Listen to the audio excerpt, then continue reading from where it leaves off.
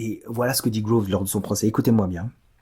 C'est même une agréable façon de mourir au moment de l'impact.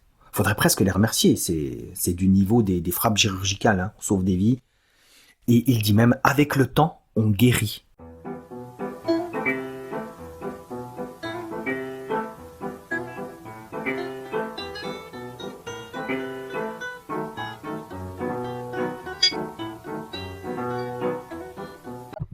Mesdames, mesdemoiselles, messieurs, bienvenue, le livre est une arme. Alors vous le savez, la chaîne est jalonnée de chroniques de livres, tout aussi passionnantes les unes que les autres, un peu comme des trèfles à quatre feuilles qui pousseraient dans un champ de pissenlit. Oui, nous avons décidé de ne pas être modestes aujourd'hui, bref, mais pour une fois, nous allons créer ce que nous avons appelé HS1 hors série 1, ça... C'est une série sur des événements précis sur lesquels nous avons un brin de connaissance et que nous aimerions partager. Pourquoi ? Parce que nous aimerions faire cela de manière dilatoire, parce que nous avons besoin de prendre de notes sur le livre de Soral qui sera notre prochaine critique, le livre de Soral qui mérite amplement que nous le relisions une deuxième fois pour en faire une critique du plus bel effet. Alors HS1 hors série 1 va toucher les bombes atomiques et nous allons vous raconter l'histoire des bombes atomiques et tout ce qu'il y avait dans les coulisses en espérant que cela vous plaise. Si cela ne vous plaît pas, ce sera le seul et l'ultime.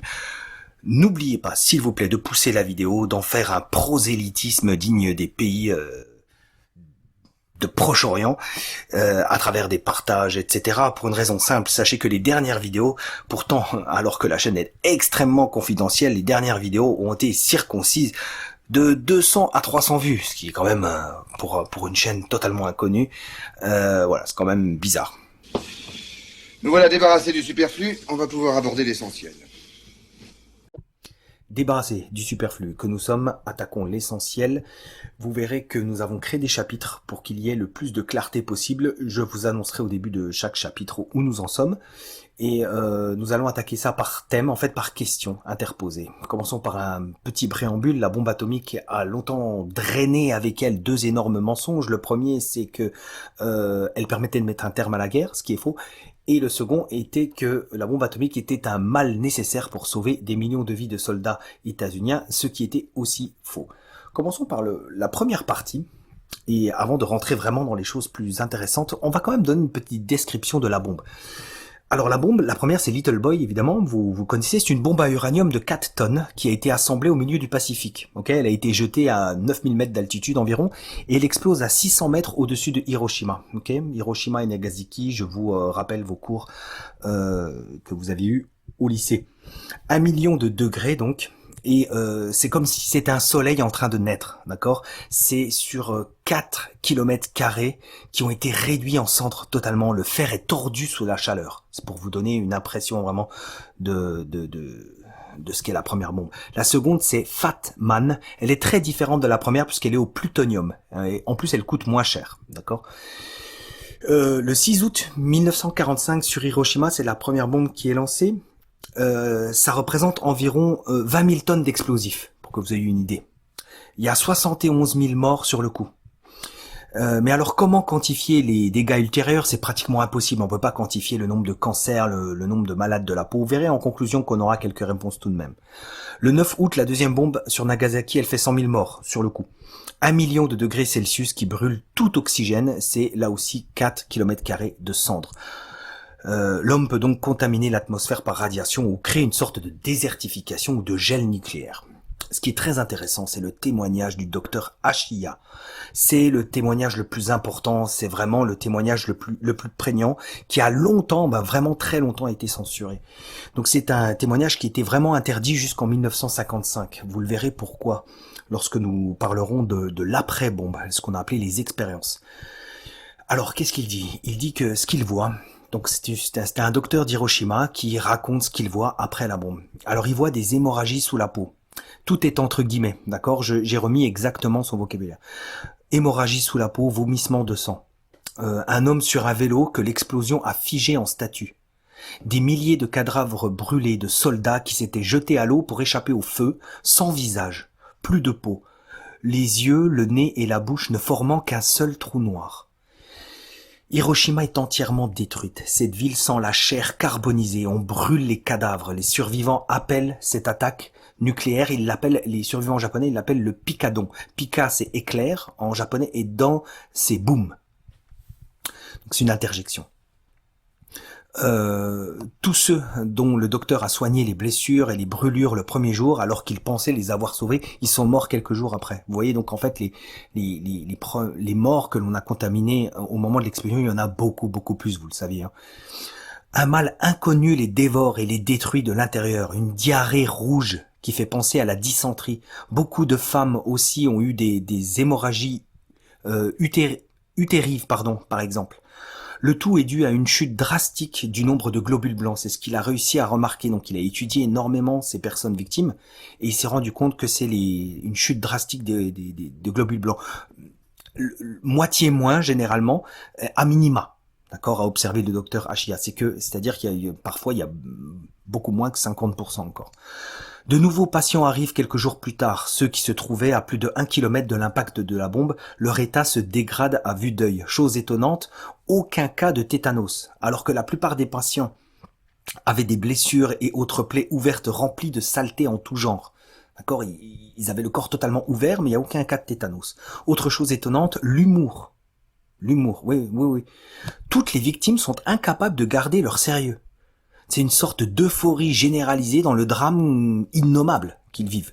Sur les 192 médecins de Hiroshima le jour de l'horreur, 72 sont morts. Le 15 septembre, le docteur Ashiya apprend que la ville d'Hiroshima sera occupée par les Américains. Son premier réflexe, mettre des serrures partout pour protéger les maisons. Car, comme le dit le docteur lui-même dans une sorte de litote politiquement correcte, les Américains sont de grands amateurs de femmes. Vous l'avez compris. Pensons aussi, un petit à ce moment-là, à toutes les femmes françaises et allemandes qui ont subi la saleté de ce que l'on a appelé les libérateurs. Il y a beaucoup de livres là-dessus que je pourrais vous conseiller. Passons au numéro 2. Ça, c'était pour vous planter le décor, pour vous montrer l'horreur. Maintenant, on va rentrer dans l'aspect géopolitique, économique, les choses qui sont plus intéressantes. On va faire un petit historique de la bombe. C'est vraiment un résumé, donc en commentaire, c'est sûr que je vais oublier des choses, mais c'est vraiment fait à dessein. J'ai vraiment pris les choses qui m'intéressait le plus pour me mener là où je veux aller. L'historique de la bombe numéro 2. Alors avant la guerre, tous les pays travaillent sur la fission de l'atome. L'idée de la fission de l'atome, elle a été démontrée par Joliot-Curie, le français. Cela provoque une réaction en chaîne à partir de l'isotope 235 de l'uranium et ça libère une immense quantité d'énergie. Les nazis sont en train de gagner la guerre en Europe et ils obligent les scientifiques à fuir Londres où ils vont aller aux États-Unis, comme Fuchs, comme Fermi, comme Bohr. La plupart de ces scientifiques d'ailleurs sont juifs. Clairement, ils sont animés par la même idéologie, l'anti-nazisme. Oui, parce que nous l'avons vu dans le Salbosch expliqué aux braves gens, les Russes étaient très anti-nazis et la Russie est extrêmement judéenne, d'accord ? Et les États-Unis aussi le sont. Et l'Angleterre aussi l'est, nous l'avons vu dans ce livre-là. Nous allons pas répéter tout ça, mais franchement, allez voir notre vidéo 18A. Fermi, vous allez me dire, Fermi n'était pas juif, mais il était quand même franc-maçon au 33e degré. Il était marié à une juive, et d'ailleurs il se convertira plus tard. On dit même qu'il a reçu un prix Nobel, décrit comme beaucoup comme une sorte de copinage en 1938. Bon, j'ai pas de preuves, c'est ce que j'ai lu. Einstein, qui était aussi parmi les scientifiques, il convainc Roosevelt à travers une lettre de la nécessité de devancer les Allemands pour avoir la bombe atomique, et en 1942, Roosevelt lance un programme dans le désert, dans le Nouveau-Mexique, à Los Alamos. C'est le projet Manhattan, vous en avez certainement entendu parler, mais nous allons rentrer dans les détails. Dans ce projet Manhattan, nous avons 13 000 personnes embauchées durant 4 ans. Le budget est illimité. Et tenez-vous bien, parce que ça, c'est jamais dit. Déjà, ça, c'est pas le projet Manhattan, on l'explique très peu lorsque vous êtes au lycée et qu'on vous donne des cours. Mais même quand vous lisez sur le projet Manhattan, on vous dit très rarement que le budget est illimité et il vient d'un fonds spécial du président selon la version officielle. Donc l'argent illimité, on ne sait pas d'où il vient. C'est un fonds spécial du président. C'est comme un argent qui tombe du ciel en quelque sorte. Dans le secret le plus total, ils sont coupés du monde. La plupart des personnes qui y œuvrent ne savent même pas le but de cette cité retranchée. Okay ? Leslie Groves, on va souvent en parler, c'est le chef du projet Manhattan et c'est Oppenheimer qui est en charge de la partie scientifique. Oppenheimer, c'est un fils de banquier juif associé des Rothschild depuis la fin du XVIIIe siècle, grosso modo. L'homme derrière le projet, donc, demeure le fameux Bernard Baruch, dont nous avions encore parlé déjà dans notre vidéo 18. C'est l'homme qui soufflait à l'oreille de Roosevelt. Baruch, c'était le premier directeur au commissariat à l'énergie atomique. Étonnant, hein? Le projet Manhattan est financé par les Lehman Brothers. Vous vous souvenez de c'est ceux qui firent faillite en 2008 après avoir volé les bons goïms, on va dire. Lehman Brothers, c'est un satellite des Rothschild. Puisqu'ils ont été liquidés, satellite des Rothschild à cette époque-là et jusqu'en 2008. Ce qu'il faut continuer à savoir sur la bombe, c'est qu'un industriel belge, Édouard Sangier, qui possédait des mines d'uranium au Congo, a en 1940 transféré des tonnes d'uranium aux États-Unis. C'est grosso modo 30 000 tonnes d'uranium qui seront expédiées au projet Manhattan jusqu'en août 44. En fait, 80% de l'énergie utilisée dans ces deux bombes, elle vient du Congo. Okay. En août 1943, un accord léonin va être passé entre la Grande-Bretagne et les États-Unis pour maintenir un monopole anglo-américain sur l'arme nucléaire. C'est très important ça. D'accord, ça rejoint l'idée du j'ai oublié le nom de ce projet d'écoute généralisée des pays anglophones. J'ai oublié le nom. Échelon, je crois. Bref. D'après un historien de Princeton, c'est Churchill qui le justifie en déclarant qu'une force de police anglo-américaine serait plus effective. Churchill a insisté avec toute la détermination dont il était capable que le monopole anglo-américain était nécessaire et que ce partenariat devait être exclusif. En fait, Churchill et Roosevelt, ils s'étaient déjà mis d'accord le 14 août 1941, vous le savez, au large de Terre-Neuve, sur la charte de l'Atlantique, créant le fondement d'une politique internationale commune des deux pays. D'accord? Donc là, il y a vraiment une réunification des pays anglo-saxons. Rien pour la France ni l'URSS qui sont mises de côté à ce moment-là.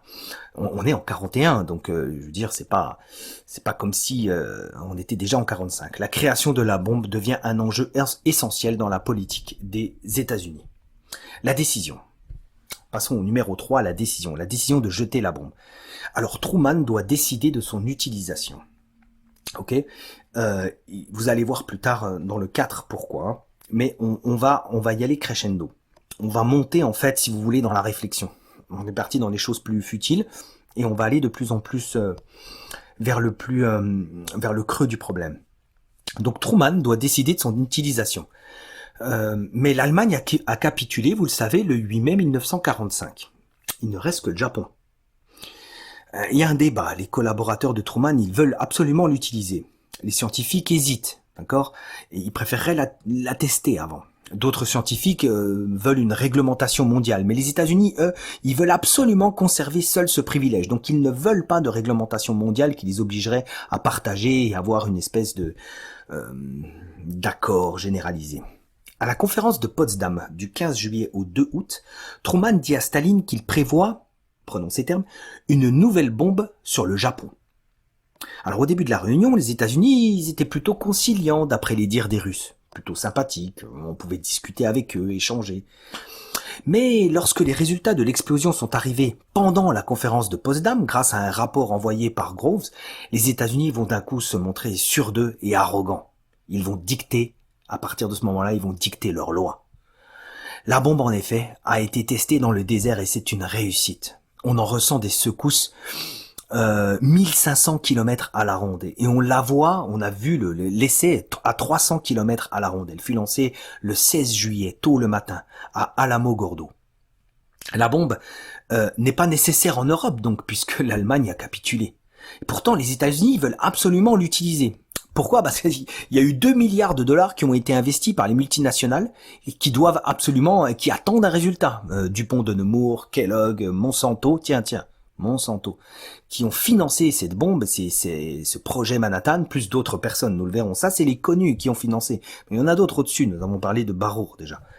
Donc les États-Unis veulent l'employer avant la capitulation du Japon. Ils veulent faire vite. Un nouveau dossier envoyé par Groves stipule que la bombe peut être lancée n'importe quand à partir du 1er août. Le texte de la conférence de Potsdam va donc s'écrire sans l'URSS. Ils ont rien à faire d'eux. Staline comprend ce qui se passe dans son dos, parce que Fuchs, son espion du projet Manhattan, lui confirme l'imminence du lancement d'une bombe bien spéciale. L'URSS va donc accélérer l'envoi de ses troupes au Japon.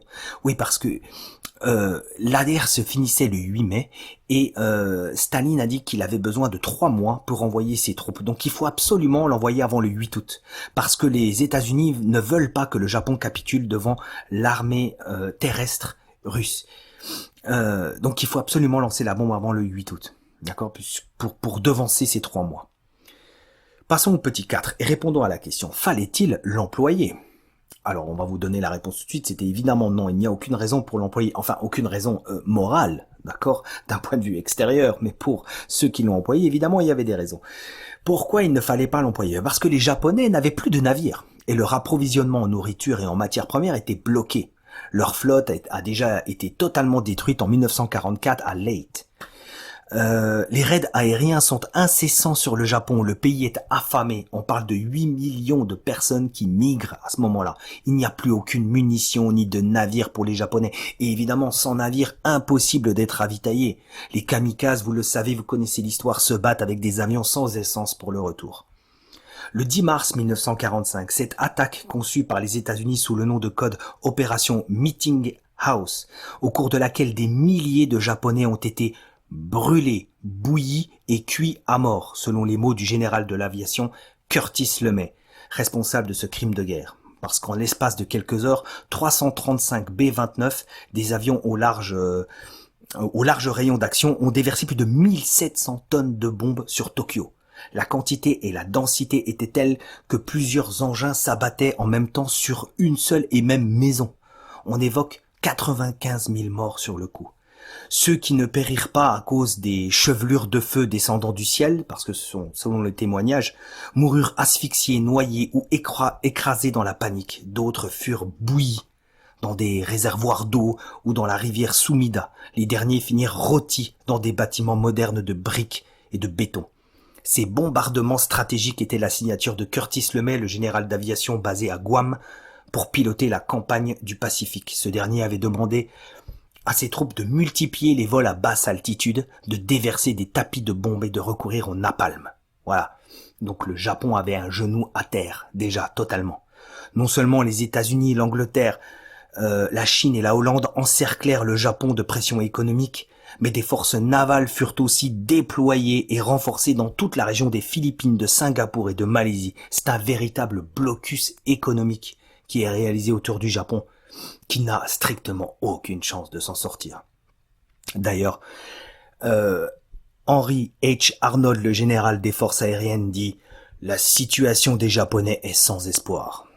Alors Staline, lui, veut intervenir sur Terre, vous le savez, avant le 8 mai, avant le 8 août, pardon, il aimerait que ses troupes mettent moins de 3 mois pour parvenir.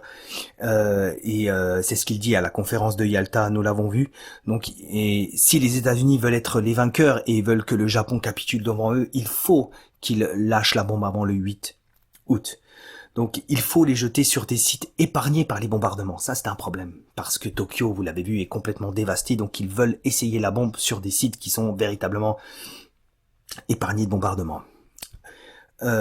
Hiroshima est d'une bonne taille et sera largement endommagée. Les collines environnantes augmenteront considérablement les dégâts. Vous voyez qu'il y a une volonté vraiment de jouir du mal que l'on va créer.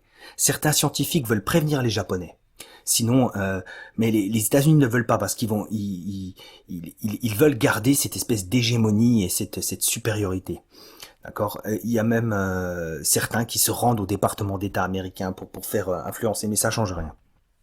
Le Japon est déjà vaincu et les bombes n'étaient absolument pas nécessaires. Qui a dit ça? Hitler? Hirohito? Non. Eisenhower, futur président des États-Unis.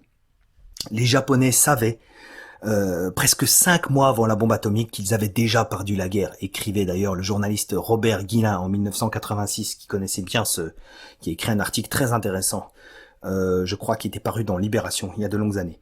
Les Japonais d'ailleurs avaient pris contact avec les Russes pour négocier la fin de la guerre avec le prince Konoye. Depuis longtemps, les États-Unis savaient que le Japon voulait capituler. Ils décryptaient d'ailleurs leurs messages codés et ils ont même intercepté un message de l'ambassadeur du Japon pour Molotov, dans lequel les Japonais affirmaient vouloir se rendre et négocier. Donc vous voyez, c'est pas pour la paix qu'ils font ça. Staline en informe Truman à Potsdam.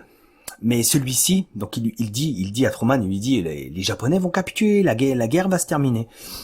Mais celui-ci refuse totalement de négocier car il veut une capitulation totale et sans condition du Japon. Ça se faisait ça se faisait pas à l'époque, pardon. C'était pas quelque chose qu'on demandait, on ne poussait pas un pays à l'humiliation totale comme ça. Donc c'était une situation intolérable pour les Japonais qui auraient voulu dire qu'ils donnent entièrement leur pays aux États-Unis. Et les États-Unis, c'est ce qu'ils voulaient. Les Japonais étaient déjà vaincus et prêts à se rendre. Lehigh, le conseiller de Truman, ajoute même que les deux bombes n'avaient aucune utilité dans la guerre contre le Japon. D'ailleurs, on a le document officiel nommé US Strategic Bombing Survey.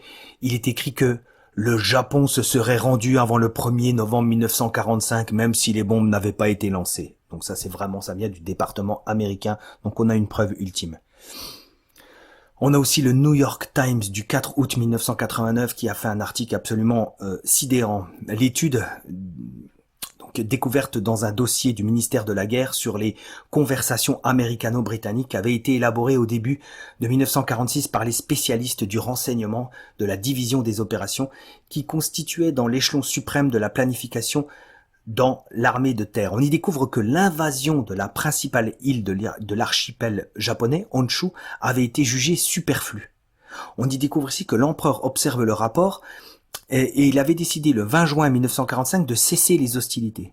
On y apprend aussi à partir du 11 juillet les tentatives de négocier la paix qui sont effectuées par le biais de messages à Sato, l'ambassadeur japonais en Union soviétique. On apprend aussi que le 12 juillet, le prince Konoye avait été désigné comme émissaire pour demander à Moscou d'utiliser ses bons offices afin de mettre un terme à la guerre d'une façon digne.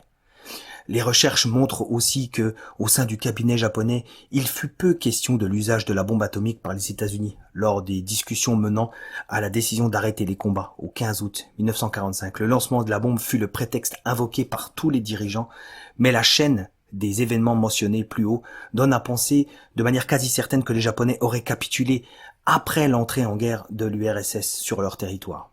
Le général Hideki Tojo, Premier ministre de 1941 à 1944, explique dans son journal comment les États-Unis contrarièrent sans cesse les efforts du Japon pour maintenir la paix. Alors maintenant, on passe vraiment aux questions importantes. Alors pourquoi elle fut jetée? Puisque nous venons de démontrer de manière... certes, il y a beaucoup de liens et c'est peut-être un peu long et on s'en excuse. Mais il fallait vraiment le prouver. Donc la bombe était totalement inutile. Alors pourquoi elle a été lancée? Alors, la bombe a été lancée le 6 août, 2 jours avant le 8, donc 3 mois après la fin de la guerre donc du 8 mai. Les Japonais ne combattent même pas en fait, ils rendent les armes. La deuxième bombe elle est larguée et le Japon capitule le 15 août. Les Japonais entendent pour la première fois d'ailleurs Hirohito à la radio. Donc Hirohito capitule après Nagasaki, c'est-à-dire le 14 août. Alors les raisons c'est quoi? Déjà, il y a une détestation de l'URSS au sein des États-Unis. Okay, ce qu'on peut comprendre. Dès 1919, il y avait même une tentative d'invasion de l'URSS avec ce qu'on a appelé la contre-révolution blanche pour renverser les communistes. D'accord? C'est parce que les États-Unis à ce moment-là n'étaient pas totalement, comment je pourrais dire, judéens. Mais c'était un échec. Et les relations entre les deux pays ne reprennent qu'en 1932. Donc il y avait déjà des tensions qui sont bien pré-guerre froide. Dans les années 30, l'URSS voit son économie décoller. On parle même d'un essor de près de 500%, alors que l'économie des États-Unis, basée sur le capitalisme, s'effondre en conséquence à la crise de 1929. Donc les États-Unis ont envie d'écraser un modèle, quelque chose qui aurait pu être un modèle. N'oubliez pas qu'il y a aussi le macartisme à l'époque, donc il y avait vraiment une chasse à tout ce qui pouvait être contre l'idéologie capitaliste. Un jour peut-être nous vous parlerons du macartisme, c'est quelque chose de totalement fou. Hein. Il faut avoir conscience de ce que c'était. L'URSS en 1945 occupe déjà un territoire de 600 000 km² avec la Pologne, la Hongrie, la Tchécoslovaquie, et parce que l'URSS revendique une zone tampon, parce qu'elle est constamment envahie, donc elle voudrait une zone tampon entre elle et l'Europe ou bien l'Amérique. D'accord, elle a été envahie par les nazis, Napoléon, et Staline veut conserver ces territoires car l'URSS a perdu 20 millions d'hommes dans cette guerre. De plus, autre raison, la Chine est en guerre civile entre les partisans de Mao, soutenus par les soviétiques, et les partisans de Chiang Kai-shek, soutenus par les États-Unis.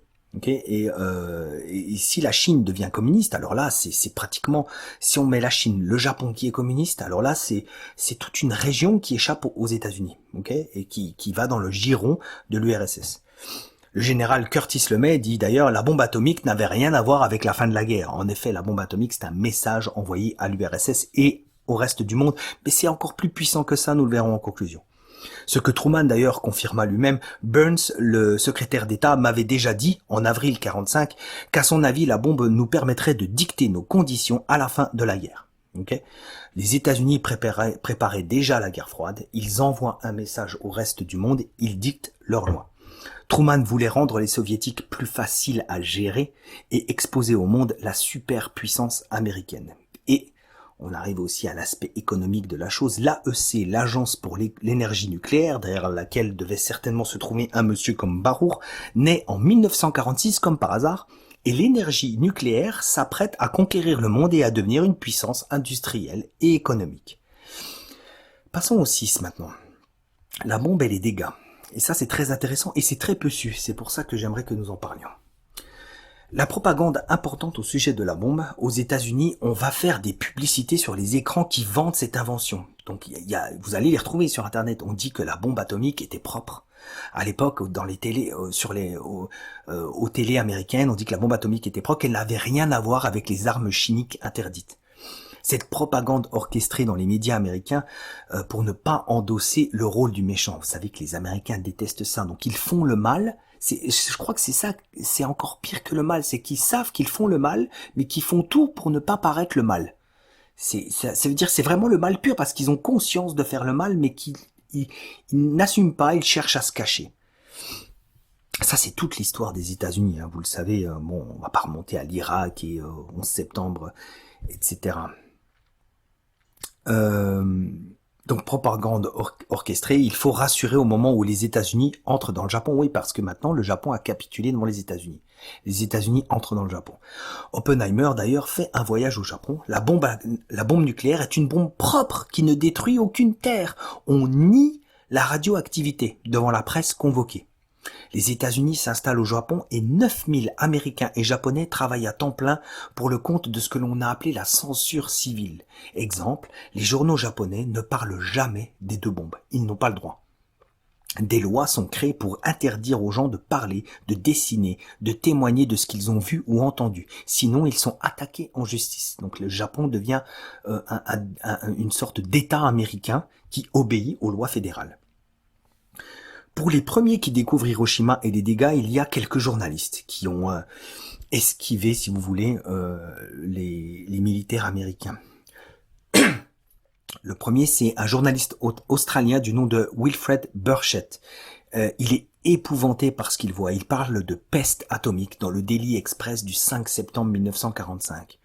Selon l'opinion générale, les deux bombes étaient deux bombes très puissantes, plus puissantes que les autres. Jamais il n'aurait imaginé que la bombe puisse tuer après avoir explosé. C'était totalement impensable, d'accord? Parce que généralement, les bombes, bon, je vous fais pas un dessin, et elles explosent, elles tuent, et c'est fini. Mais là, ça reste des mois, des semaines, des mois, et ça tue encore de manière insidieuse.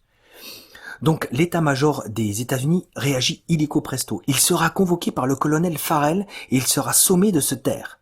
Déclaration de l'état-major des États-Unis qui dément ce que Burchett avait écrit. Ceux qui sont morts devaient mourir. Aujourd'hui, plus personne ne souffre. Imaginez la phrase stupide, hein. C'est une propagande des Japonais pour faire croire que nous avions gagné la guerre de façon déloyale. Voilà. Burchett mourra d'un cancer en 1985. Maintenant que les bombes ont été lancées, Groves, le responsable du projet Manhattan, doit répondre aux questions du Congrès. Ouais, parce qu'on fait quand même un semblant de démocratie aux États-Unis, c'est comme ça. Mais surtout quand il y a un État profond, en fait, il y a des juges qui peuvent se lancer dans les choses qu'ils ne maîtrisent pas, ils n'ont pas pris conscience que c'était au-dessus d'eux. Alors Groves, lors de son procès, il évoque l'idée de mal nécessaire. D'ailleurs, c'est le nom du B-29 qui a jeté la bombe sur Nagasaki. Il n'y a aucun dommage radioactif, souligne Groves. Et voilà ce que dit Groves lors de son procès. Écoutez-moi bien. C'est même une agréable façon de mourir au moment de l'impact. Faudrait presque les remercier. C'est du niveau des frappes chirurgicales, hein. On sauve des vies. Et il dit même, avec le temps, on guérit. En fait, il dira autre chose. 1 million de soldats américains ont été sauvés. Donc, on ne sait pas comment il les a comptés, mais c'est génial, hein. Ça fait pleurer les femmes qui se rendent compte, et les familles qui se rendent compte qu'ils auraient pu perdre quelqu'un de proche. Au final, les sénateurs se rangent derrière Groves, comme par hasard. Stimson, le général de guerre, dans le Harper's Magazine, dit que la bombe était un mal nécessaire, lui aussi. Vous voyez, donc on a toute une propagande orchestrée à ce moment-là. Maintenant, passons aux expériences. Toujours dans l'après-bombe, dans la propagande. Donc dans la propagande, on a vu la bombe et les dégâts. Maintenant, passons aux expériences, parce qu'il y a eu des expériences. Les États-Unis, en fait, veulent réaliser des études pour connaître les doses dangereuses de la radioactivité. Des malades vont être choisis dans les hôpitaux aux États-Unis. On va les appeler les HP, les Human Products. Le docteur Warren s'en occupe sans les informer. On essaye de trouver des gens un peu, qui n'ont pas vraiment de liens sociaux. 3 patients sont morts lors d'injections de seringues de plutonium. D'accord? Donc on va tester sur eux.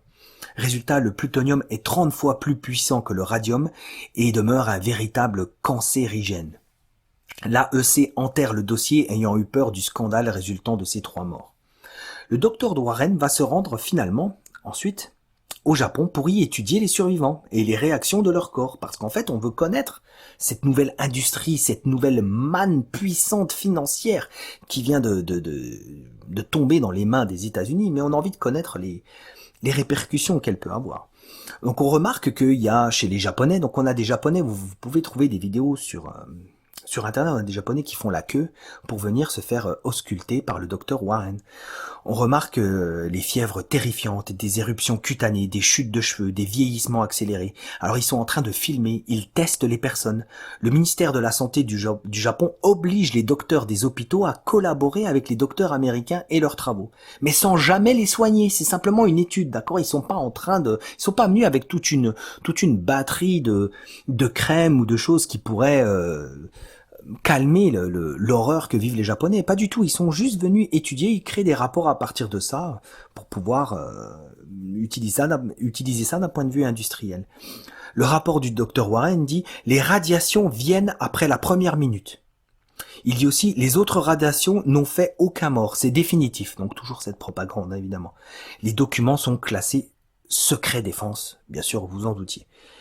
Une autre commission est créée au Japon pour étudier les radiations, la commission ABCC par Truman. Les survivants de la bombe sont forcés de collaborer sans jamais être soignés encore une fois. Toutes les informations sont compilées et envoyées aux États-Unis. Donc on étudie des Japonais comme des cobayes, on les soigne pas, et puis tout ce qu'ils devraient savoir sur leur santé, on ne leur dit pas, c'est envoyé aux États-Unis.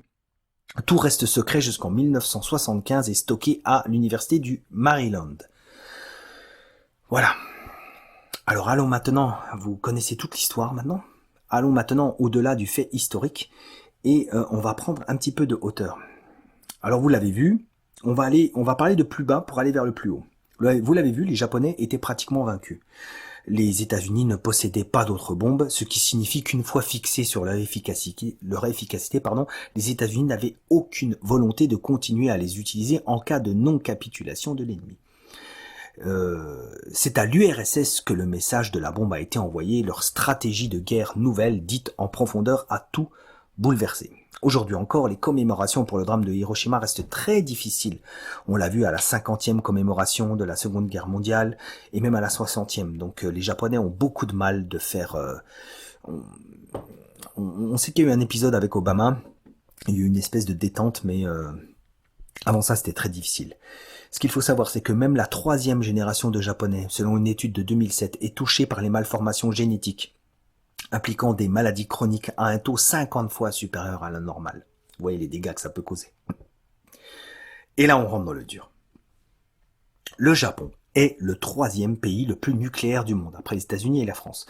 Poussés qu'ils ont été par les multinationales américaines, le drame de Fukushima ne serait-il pas d'ailleurs une conséquence désastreuse indirecte du programme nucléaire forcé japonais? Sérieusement, quelle idée d'aller construire une centrale nucléaire dans une zone propice au raz-de-marée? De deux choses l'une.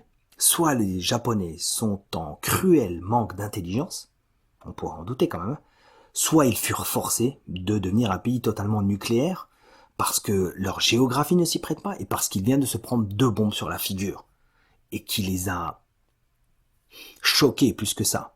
D'accord? Donc il faudrait vraiment être stupide après s'être pris 2 bombes nucléaires de faire de son pays un pays nucléaire. Mais ils ont été forcés d'acheter la technologie nucléaire des États-Unis. Lors de la dernière enquête biannuelle réalisée en 1991, 90% des Japonais désapprouvaient le nucléaire pourtant. Vous voyez, pourtant c'est un pays nucléaire.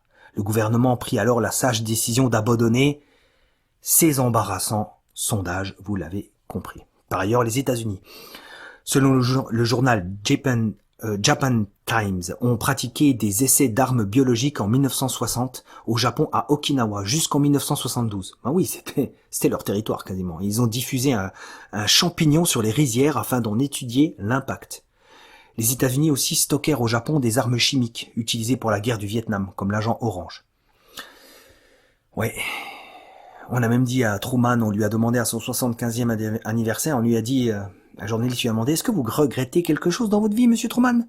On pourrait s'attendre à ce qu'ils disent, la bombe atomique. Il dit, oui, de ne pas m'être marié plus tôt. On voit tout le cynisme américain et puis tout le politiquement correct et plaire à la ménagère de moins de 50 ans. Prenons maintenant un peu de hauteur. Ce qu'il faut comprendre, c'est que ce drame historique sans précédent, comme tous les grands événements d'ailleurs, peut être analysé de diverses façons. C'est vrai qu'on peut analyser les bombes atomiques d'un point de vue économique. On peut le voir d'un point de vue géopolitique. On peut le voir d'un point de vue stratégique. On peut même le voir d'un point de vue marxiste. Sérieusement, c'est vrai. Chacun peut rester cantonné dans son concept, dans sa petite idéologie, dans sa boîte mentale. C'est un peu comme analyser le Covid et sa pandémie d'ailleurs. Il y a à boire et à manger pour tout le monde, les capitalistes, les anticapitalistes, les nationalistes, les altermondialistes. Tout le monde peut y trouver des raisons pour conforter sa petite pensée. C'est un peu comme si le miroir de la vérité s'était brisé et que chacun en possédait un petit morceau auquel il restait furieusement accroché, vous voyez. Seulement l'idéologie suprême, celle qui guide tout, le sens irréfragable de l'histoire, comme je dirais, c'est cette propagation du mal. L'histoire des bombes atomiques, c'est une volonté de créer sciemment un échantillon du mal, une matérialisation du mal. Pire, on désire nourrir ce mal comme on nourrit un ogre d'enfant. On veut l'étudier, l'asseoir, lui garantir le pouvoir.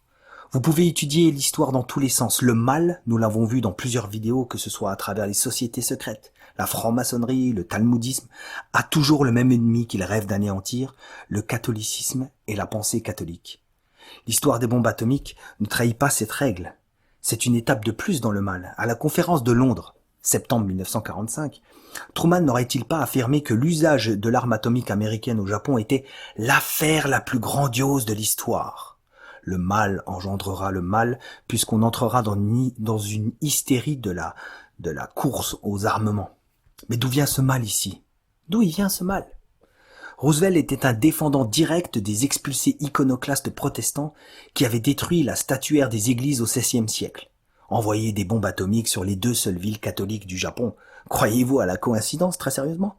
Kyoto aurait pu être visée, la ville du paganisme, comme le voulait Groves, car la ville avait été épargnée par les bombardements. Ça pouvait être une possibilité. D'autre part, d'après la Kabbale, qui est la doctrine secrète du judaïsme et de la franc-maçonnerie, le mal et les catastrophes sont des facteurs endémiques du processus de création. Sans mal, il ne peut y avoir de bien. Sans destruction, la création ne peut pas s'accomplir. D'accord ? Dans le livre La Kabbale, une introduction au mysticisme. Il existe véritablement quelque chose de satanique dans cette idée de la Kabbale qui stipule que le mal fait partie de Dieu. Dieu a 2 attributs. Tous 2 sont essentiellement un. Ce que nous expérimentons comme le mal est aussi divin que ce que nous expérimentons comme bon. Ouais, vous voyez cette mentalité. Elle est la preuve ultime, puisque nous l'avons vu que les Américains ont créé le mal. Ils en étaient fiers. Ils ne s'en sont jamais repentis. Souvenez-vous de tous ces scientifiques juifs qui œuvrèrent à la création de la bombe atomique. À cela, on peut ajouter Oppenheimer, Leo Szilard, de son vrai nom Leo Spitz. On peut aussi ajouter Lise Meitner, Otto Frisch, Heisenberg aussi, le physicien qui poussait à sa création avant Einstein. On peut aussi parler de Hans von Halban. Tout cela. Il existe donc clairement une marche en avant du mal. La nier, c'est être déconnecté. Ne pas la voir, c'est être stupide. Nous avions prouvé dans la dernière vidéo sur Zemmour que la Kabbale était un progressisme. Bien, les bombes atomiques furent à ce titre l'ouverture d'un monde nouveau, sur le plan économique évidemment, mais aussi et surtout sur le plan moral. C'est un inversement des valeurs totales. C'est l'homme amélioré, c'est l'homme puissant, c'est l'humanisme ultime. L'homme est capable, s'il le désire, de faire exploser et disparaître ce monde créé par Dieu. Imaginez à quel point il se sent fort. Quelque part, les bombes atomiques, c'est l'avènement de l'humanisme. À partir des bombes, l'homme ne montre plus aucune limite dans son arrogance, dans sa défiance à Dieu, dans son immoralité. Que jamais ne sort de France la gloire qui s'y est arrêtée. Aimez-nous comme nous vous aimons.